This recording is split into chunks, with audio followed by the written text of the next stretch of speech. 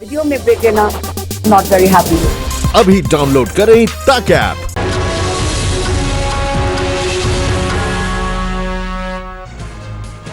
और दिल्ली में कोरोना के बढ़ते खतरे के बीच केजरीवाल सरकार के लिए एक और बुरी खबर आई है। दरअसल दिल्ली के स्वास्थ्य मंत्री सत्येंद्र जैन की अचानक तबीयत बिगड़ गई। उनको सांस लेने में दिक्कत और तेज बुखार बताया जा रहा है। सत्येंद्र जैन को अस्पताल में भर्ती कराना पड़ा। उन्हें बुखार था और उनके ब्लड में ऑक्सीजन का स्तर भी गिर रहा था, जिसके बाद उन्हें ऑक्सीजन सपोर्ट सिस्टम पर रखना पड़ा।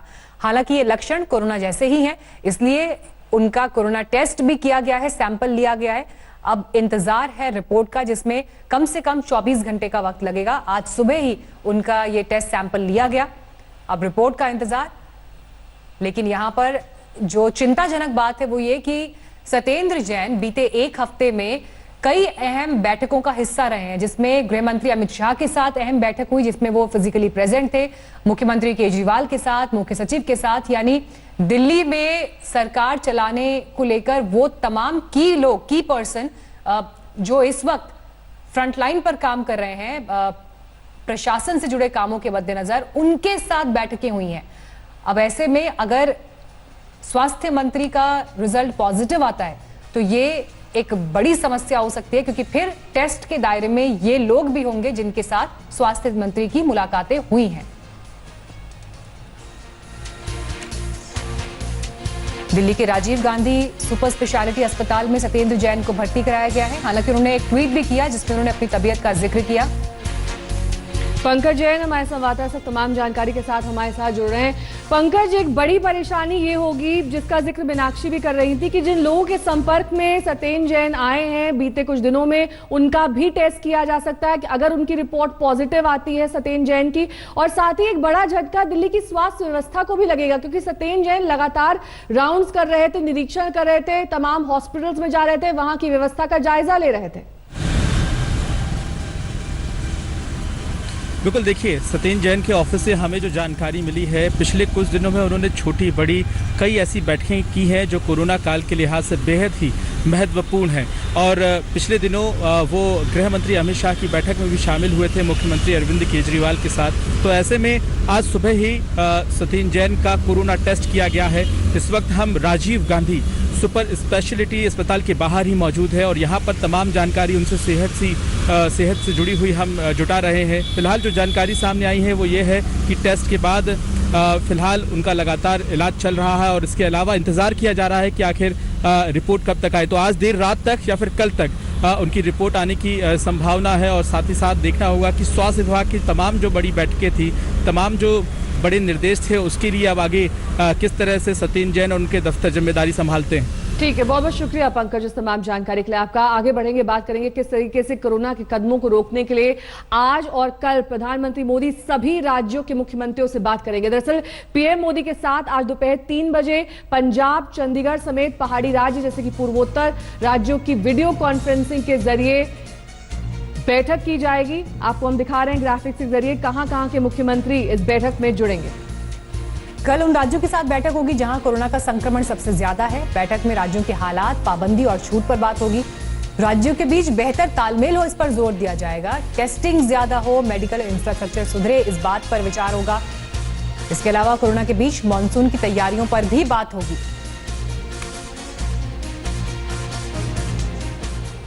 तो भले ही महाराष्ट्र इस वक्त कोरोना से जूझ रहा हो, लेकिन वहां सियासत भी रफ्तार पकड़ रही है। शिवसेना के मुखपत्र सामना के संपादकीय के बाद सवाल उठने लगा है कि क्या उद्धव सरकार में सब कुछ ठीक ठाक है। सामना ने सीधे कांग्रेस पर निशाना साधा है। सामना में अपने एक लेख में सरकार के मंत्री अशोक चव्हाण और कांग्रेस के प्रदेश अध्यक्ष बाला साहेब थोराट पर हमला बोला गया है। सामना में लिखा गया है कि कांग्रेस पार्टी अच्छा काम कर रही है, लेकिन समय समय पर पुरानी खटिया रहकर कुरकुरावास करती है। खटिया पुरानी है, लेकिन इसकी एक ऐतिहासिक विरासत है और इस पुरानी खटिया पर करवट बदलने वाले लोग भी बहुत हैं। मुख्यमंत्री ठाकरे को आघाड़ी सरकार में ऐसी कुरकुराहट सहने की तैयारी कर लेनी चाहिए।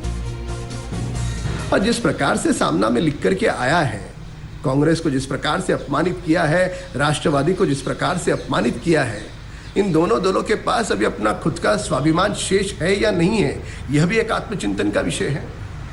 हम महाराष्ट्र की सरकार से अनुरोध करेंगे कि उनके आपसी झगड़े के कारण मुंबई और महाराष्ट्र का उनकी कोताही के कारण चाइना बन चुका है, वे अभी भी गंभीर हो और कोरोना से ठीक से निपटे।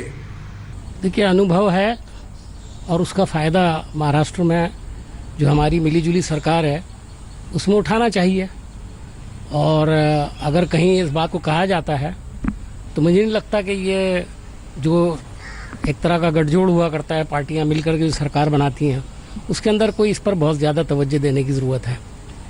लेकिन महाराष्ट्र के चूँकि सामना जो है वो पार्टी का ऑफिशियल ऑर्गन है, इसलिए उसमें छपी हुई हर बात को ये समझा जाता है कि जैसे ये पार्टी की लीडरशिप का ख्याल है या सरकार का ख्याल है। तो एक तरफ कोरोना और दूसरी तरफ महंगाई की मार और बीच में जनता फंस गई है। लगातार पेट्रोल डीजल के दामों में इजाफा हो रहा है। आज भी दिल्ली में 47 पैसे महंगा हो गया पेट्रोल, 57 पैसे का इजाफा डीजल में कर दिया गया है। मुंबई में पेट्रोल की कीमत 83 रुपए प्रति लीटर से ज्यादा हो गई है।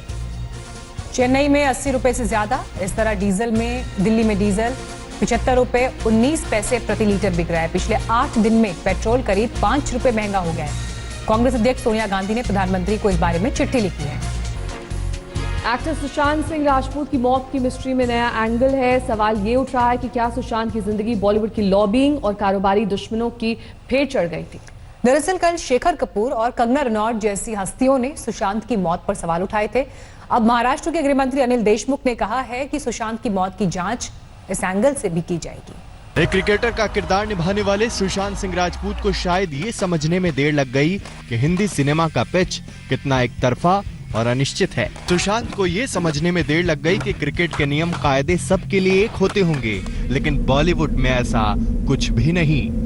चंद लोगों की मुट्ठी में बंद है बॉलीवुड। वो चंद लोग जो यहाँ के नियम कायदे तय करते हैं, जीत हार का फैसला करते हैं। सुशांत की खुदकुशी ने बॉलीवुड के स्याह चेहरे से नकाब उतार डाला, जिसके बारे में जानते समझते भी सब ने अब तक पट्टी बांध रखी थी। अब वो कलई खुलने लगी है।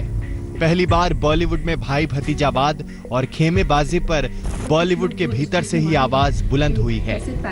आप देखें उनके कुछ लास्ट पोस्ट, वो क्लियरली कह रहे हैं कि लोगों को बैक कर रहे हैं कि प्लीज मेरी फिल्में देखो, मेरा कोई गॉडफादर नहीं है, मुझे निकाल दिया जाएगा इस इंडस्ट्री से। अपने इंटरव्यू में वो जाहिर कर रहे हैं कि मुझे क्यों नहीं ये इंडस्ट्री अपनाती है, I feel like a left over. तो क्या इसमें इस हादसे की कोई बुनियाद नहीं है? किस तरह से अगर किसी और स्टार किड ने इस तरह से 6-7 के साल के स्पैन में कार पहुंचे जैसे उनको कोई डेब्यू की कोई एक्नॉलेजमेंट, कोई अवार्ड नहीं मिला, या केदारनाथ या धोनी या छिछोरे जैसी फिल्म, एक गली बॉय जैसी एक वाहियात फिल्म को सारे अवार्ड मिलते। Chhichhore is the best film and the best director, उनकी फिल्म को कोई एक्नॉलेजमेंट नहीं। कंगना का यह आक्रोश उन सवालों का जवाब है कि क्या सुशांत सिंह राजपूत ने इसलिए खुदकुशी कर ली क्योंकि वो बॉलीवुड की खेमेबाजी में फिट नहीं हो पाए? क्या बॉलीवुड पर वर्चस्व रखने वाली ताकतों ने सुशांत का ऐसा रास्ता रोका कि उन्होंने मौत की राह चुन ली? कुछ तो पर्देदारी थी जिस पर अब बॉलीवुड के बड़े चेहरे खुलकर बोलने की हिम्मत कर रहे हैं, और इसमें सबसे पहला नाम शेखर कपूर का है। शेखर कपूर का ये ट्वीट बहुत कुछ इशारा कर रहा है। आप जिस दर्द से गुजर रहे थे वो मुझे पता था। मैं जानता था उन लोगों की कहानी जिन्होंने आपको इतनी बुरी तरह से निराश किया कि आप मेरे कांधे पर रोया करते थे। काश मैं पिछले 6 महीनों में आपके आसपास रह पाता। काश आप मुझसे बात कर पाते। आपके साथ जो हुआ वो आपका नहीं बल्कि उन लोगों के कर्मों का फल है। सुशांत बेहद परेशान थे, डिप्रेशन में थे। परिवार वाले कह रहे हैं आर्थिक दिक्कत नहीं थी, निजी जिंदगी की जद्दोजहद भी नहीं थी। तो वो कौन सा संघर्ष था जिसने सुशांत को मौत के फंदे पर? बहुत दर्द हुआ यार देखकर। इतना प्यारा बच्चा है, हैप्पी गो लकी, इतना सुंदर बच्चा है, इस तरह का एक अंग, जबकि शुरुआत ही थी उसके जर्नी की।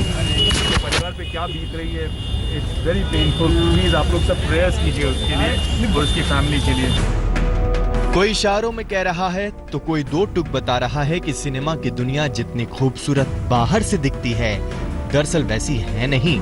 यहाँ ऐसी लॉबिंग है जो किसी की जान भी ले सकती है।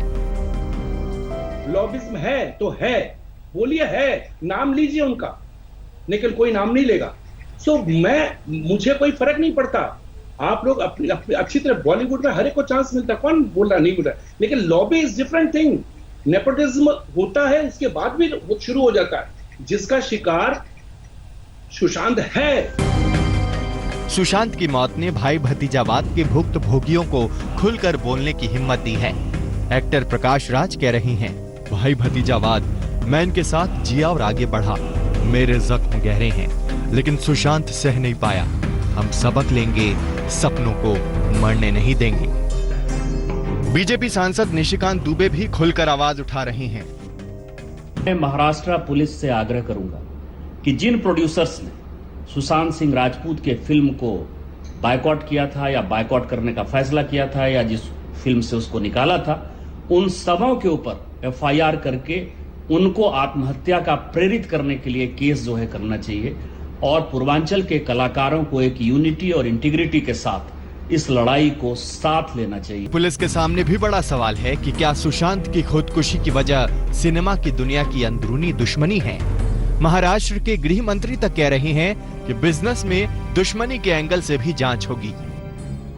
मीडिया के द्वारा जो बात सामने आ रही है कि फिल्म इंडस्ट्री के बिजनेस राइवलरी के कारण इन्होंने आत्महत्या की है, ये एंगल की भी जांच पुलिस विभाग करेगा। सुशांत सिंह राजपूत नहीं रहे, लेकिन बॉलीवुड है और रहेगा।